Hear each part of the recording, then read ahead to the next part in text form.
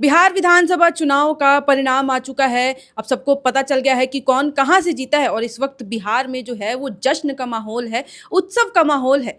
उत्सव मना रहे हैं वो उम्मीदवार जो अपनी-अपनी सीट से जीत चुके हैं या जो जिनके जानने वाले जीत चुके हैं। लेकिन उसके अलावा एनडीए जो है वो काफ़ी ज़्यादा जश्न मना रही है और जश्न का कारण है क्योंकि एनडीए जो है वो बहुमत से जीती है। शुरुआत से ही जो थी वो बढ़त में थी, एक बार भी नीचे नहीं गई और उसके बाद एनडीए जो है वो जीत चुकी है और फिलहाल बिहार में जश्न का माहौल है और एनडीए के जो जितने भी समर्थक हैं, जितने भी नेता हैं, सब अब जश्न मना रहे हैं। लेकिन उसके अलावा अब एक ऐसी भी सीट है जो कि काफ़ी ज़्यादा चर्चित थी और जहाँ पे काफ़ी ज़्यादा संभावनाएं थी कि एक उम्मीदवार था कि वही जीतेगा और जहाँ पे ये भी कहा जा रहा था कि उसके पक्ष में काफ़ी ज़्यादा वोटर्स हैं।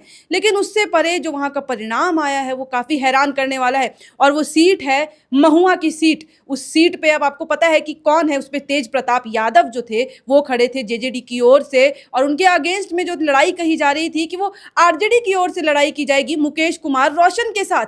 लेकिन उससे परे तीसरा जो है लोजपा यानी कि संजय कुमार जो है वहां से बाजी मार गए, जिसकी उम्मीद भी नहीं थी क्योंकि ये कहा जा रहा था साफ तौर पे इन दोनों के बीच में सिर्फ लड़ाई देखी जा रही थी, इनका तीसरे का नाम ही नहीं था कहीं पे। लेकिन तेज प्रताप जो है वो कहीं पे इस रेस में नजर ही नहीं आए। हम ये तो दूर की बात है कि वो पहले स्थान पे नहीं थे या दूसरे स्थान पे क्यों नहीं आए, वो कहीं रेस में ही नहीं थे। लड़ाई जो थी वो अंत में सिर्फ आरजेडी की चल रही थी और उसके परे जो है वो लोजपा यानी कि संजय कुमार जीत चुके हैं और मुकेश रोशन भी हार चुके हैं आरजेडी के। लेकिन तेज प्रताप का हारना इसीलिए भी हैरान कर रहा है क्योंकि ये कहा जा रहा था कि तेज प्रताप की ओर काफी ज्यादा वोट बैंक है और उनके पास जो है वो आरजेडी के समर्थक भी हैं और यही डर आरजेडी को भी सता रहा था कि कहीं जो आरजेडी की कुछ समर्थक हैं वो तेज प्रताप को वोट ना दे दे। लेकिन उससे परे ना ही आरजेडी जीत पाया और ना ही तेज प्रताप जीत पाए। और अब अगर मैं तेज प्रताप की बात कर रही हूं तो उससे परे जो राघोपुर की सीट से है तेजस्वी यादव जीत चुके हैं। लेकिन तेजस्वी यादव की जीत भी जो थी वो आसानी से नहीं आई है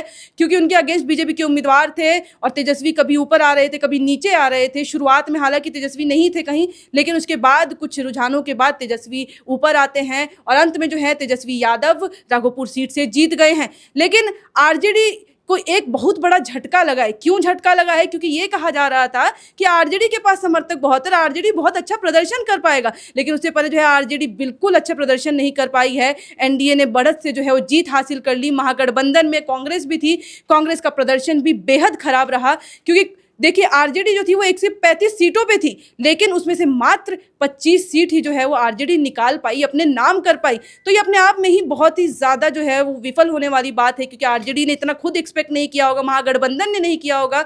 ये कहा जा रहा था कि महागठबंधन में जो है वो आरजेडी ही होगा जो कुछ बात पलट सकेगा या फिर बिहार में सरकार जो है वो पलटेगा तो आरजेडी की वजह से होगा। लेकिन यहाँ तो आरजेडी खुद जो है वो कामयाब नहीं हो पाई। अब तेज प्रताप यादव जो हारे हैं ये खूब हैरान करने वाली बात थी क्योंकि तेज प्रताप जो थे यही कहा जा रहा था कि जेजेडी के एक उम्मीदवार जो जीत सकते हैं, एक सीट जो आ सकती है वो महुआ की हो सकती है और तेज प्रताप यादव की जीत की वजह से हो सकती है। लेकिन वैसा बिल्कुल नहीं हुआ। इस वक्त एनडीए जश्न मना रहा है, बहुत सारी विजुअल्स आ रही हैं एनडीए की ओर से जो है ट्विटर या सोशल मीडिया हैंडल्स पे जो है उस जश्न की बधाइयाँ दी जा रही हैं। लोग नेता जो है बधाई दे रहे हैं बीजेपी को। अब जो है अंत में जो बात आती है वो सिर्फ सीएम फेस की बात है कि अब सीएम कौन होगा क्योंकि कौन जीता है ये तय है, कौन बाजी मार चुका है बिहार में ये तय है। सरकार अब देखनी होगी कि कौन सीएम कौन बनता है, कौन बिहार की गद्दी पे बैठता है, कौन कुर्सी संभालेगा, ये जानने वाली बात होगी, बहुत बड़ी बात होगी। और जहाँ तक हमने जितना भी अभी रुझान हुआ था उस दौरान हमने आपको तमाम जो है खबरें दी हैं, अपडेट दिए हैं कि कौन कितनी सीट से आगे चल रहा है और कौन उम्मीदवार जीत रहा है। अब इससे पहले जितना भी कुछ होता है आगे भी जो खबर आती रहेगी बिहार से जुड़ी, इलेक्शन से जुड़ी कि अब क्योंकि अब सिर्फ एक ही बात है कि कौन जो है अंत में सीएम बनेगा। तो ये खबर भी हम आपको देंगे, जो भी लेटेस्ट अपडेट होगी इससे जुड़ी हम वो आपको सब देंगे क्योंकि जैसा कि हम कहते हैं कि हम 10 मिनट लेट से आएंगे लेकिन सटीकता के साथ आएंगे, पूरी पुष्टि के साथ आएंगे और एक जो एग्जैक्ट इन्फॉर्मेशन होगी उसके साथ आएंगे। लेकिन उसके लिए आपको एयर नाउ देखना होगा, ऐसी और खबरें हम लाते रहेंगे। तो इसके लिए एयर नाउ देखिए, वीडियो को लाइक करें, चैनल को सब्सक्राइब नहीं किया है तो सब्सक्राइब करें और बस देखते रहें एयर नाउ।